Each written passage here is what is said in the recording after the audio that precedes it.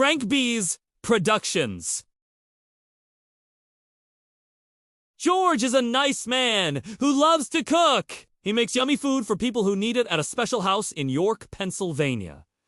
The kitchen is his favorite place. It always smells like warm bread and sweet apple pie. One day, as he stirred a giant pot of chili, a little girl named Lily came in. "That smells so good, George," she said.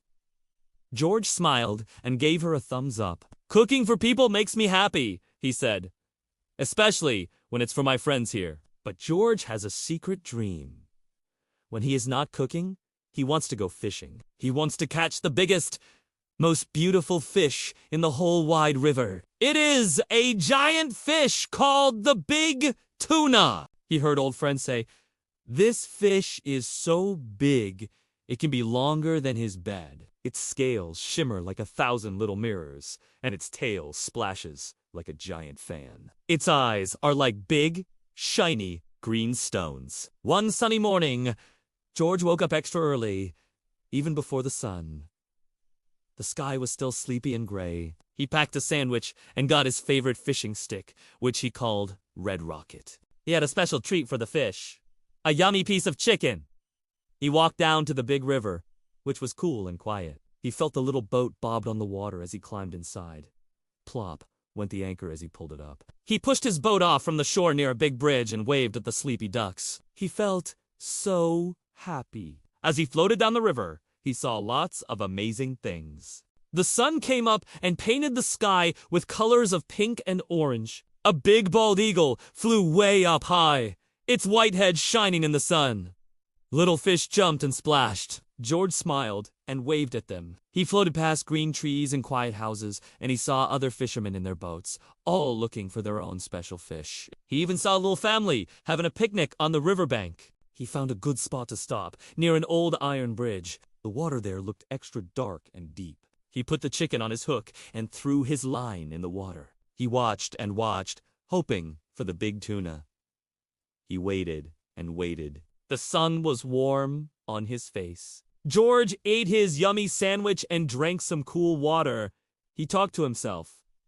"Come on, big tuna," he whispered. "I've got a yummy snack for you." But all that happened was a few little nibbles that didn't catch anything. George started to feel a little sad. Just when the sky was starting to turn a beautiful orange and pink, and George was thinking about heading back to York, suddenly, asterisk, asterisk, Y-A-N-K, asterisk, asterisk, his fishing stick bent way over. The line pulled so hard, it almost yanked the stick out of his hands. The little boat started to rock and wobble in the water. "Oh, wow!" yelled George. "This is it. This has to be the big tuna." He pulled and pulled with all his strength. His arms got tired, but he kept pulling. The fishing line made a tight, whizzing sound. After a long time, something started to come up from the deep.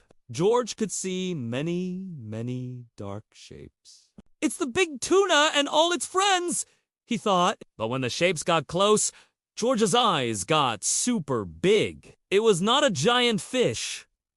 It was a whole bunch of big crabs. Their shells were a dark gray color, like the road after it rains. Their claws were huge and snapped open and shut like little doors. There were so many crabs, all holding onto his yummy chicken at once. George stared at the crabs.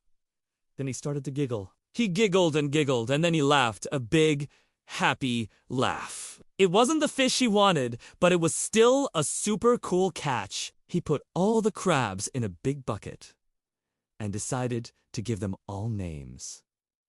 The one with a little white stripe was Stripey. The one with one big claw and one small claw was Clanky. And the one who kept wiggling its legs like it was dancing was Wiggles. He called them all the Chickenhead Crew. That evening, George went back to the shelter. His friend Mike saw the bucket and asked, "What did you catch?" George grinned and showed him the crabs. Everyone at the shelter, including little Lily, laughed and thought the story of the Chickenhead Crew was the best story they had ever heard. From that day on, George and the Chickenhead Crew were the best of friends. Every sunny morning, George would take them out on his little red boat. He never caught the big tuna, but he always had his amazing crab friends.